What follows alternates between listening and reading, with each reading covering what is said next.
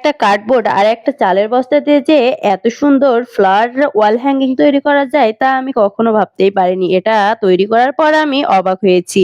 আপনারাও খুব সহজভাবে এটা তৈরি করে নিতে পারেন। দেখতে কিন্তু অনেক সুন্দর। আর এই যে ১ম এ আমি কার্ডবোর্ড কেটে নিচ্ছি মাপ অনুযায়ী। আর আমি এখানে আজকে ৪ কোণা একটা মাপ করে কেটে নিয়েছি। তারপরে আমি এখানে চালের বস্তাটাও কেটে নিয়েছি। কেটে নিয়ে মাপ মতো কেটে নিয়ে আমি হট গ্লুটা দিয়ে সুন্দরভাবে অ্যাটাচড করে নেব। সুন্দরভাবে আপনারাও এভাবে হট গ্লু দিয়ে অ্যাটাচড করে নেবেন।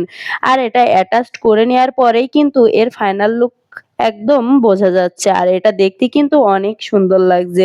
দেখেন তারপরে আমি এর উপরে একটা ফ্লাওয়ার জন্য যে বক্স মতো তৈরি করব সেটাই আমি এবার তৈরি করে নিচ্ছি। ১ম এ আমি এই যে কার্ডবোর্ডটা কেটে নিয়েছি ৪ কোণা করে, তারপর একটা ভাঁজ দিয়ে নিয়েছি। এভাবে আমি সুন্দরভাবে আবার চালের বস্তাটা সুন্দরভাবে জড়িয়ে নিচ্ছি। জড়িয়ে নিয়ে এই যে এভাবে আমি হট গ্লু দিয়ে সুন্দরভাবে অ্যাটাচড করে নেব। এই যে দেখেন অ্যাটাচড করার পরে কিন্তু এটার ফাইনাল লুক বোঝা যাচ্ছে। এটা কিন্তু দেখতে অনেক সুন্দর লাগছে। আর আপনারা খুব সহজভাবে এটা তৈরি করে নিতে পারবেন।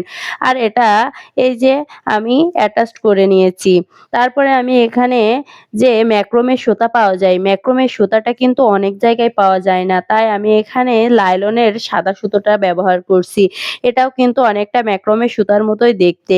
তাই আমি এটাই ব্যবহার করছি। এই যে এটা দিয়ে চারপাশে আমি এভাবে জড়িয়ে নিচ্ছি। দেখেন এটা দেওয়ার পরে কিন্তু এর ফাইনাল লুক একদম চেঞ্জ হয়ে গিয়েছে। দেখতে কিন্তু অনেক সুন্দর এবং ইউনিক দেখা যাচ্ছে। আপনারাও কিন্তু এটা খুব অল্প সময়ে এবং বাসায় থাকা কিছু জিনিস দিয়েই তৈরি করে নিতে পারবেন। দেখতেও অনেক ভালো লাগে।